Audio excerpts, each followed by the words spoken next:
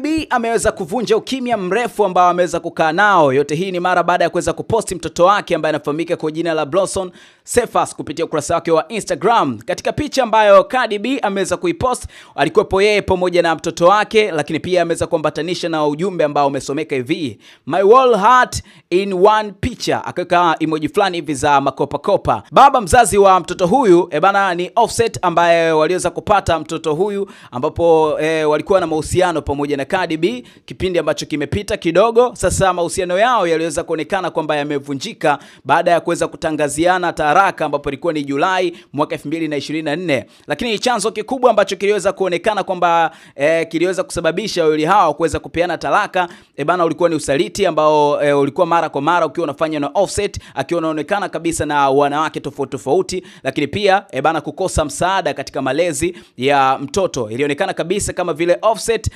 atoi malezi kama baba mzazi wa mtoto huyu ambaye anafahamika kwa jina la Blossom. Sasa kwa upande wa Cardi B, yeye akaamua sasa kuachana na mwezi Julai mwaka 2024 waliweza kutangaza rasmi kuweza kukatisha mahusiano yao. Katika mazungumzo ambayo Cardi B aliweza kuyafanya na Express, Cardi B aliweza kukiri kwamba alivumilia mambo tofauti ambayo alikuwa akiyafanya Offset, lakini yeye akaamua kuendeleza kukaa kimya tu. Ukimya ambao aliweza kuendeleza uliweza kumfanya kwamba yeye aweze kujiona kabisa kama vile hayuko sawa katika masuala mazima ya malezi. Alionekana yuko nyuma sana Offset. Sasa akaamua sasa kuweza kutangaza rasmi kuweza kuachana pamoja na Offset, ambapo Julai mwaka 2024 waliweza kutangaza taraka yao. Sasa hivi mahusiano ya Cardi B ameweza kuonekana sehemu tofauti pamoja na mchezaji wa mpira wa miguu ambaye anafahamika kwa jina la Stefon Diggs, ambaye huyu ni mchezaji wa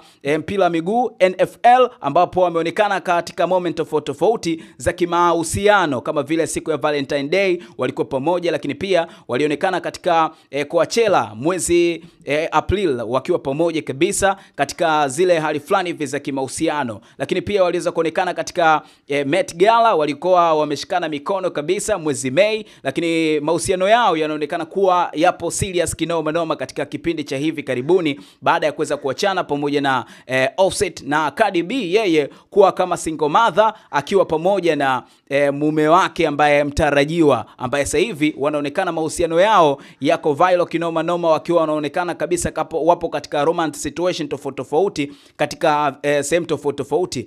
Tupe mtazamo wako kwa mdau wa burudani kutoka kipande chochote ambacho upo right now.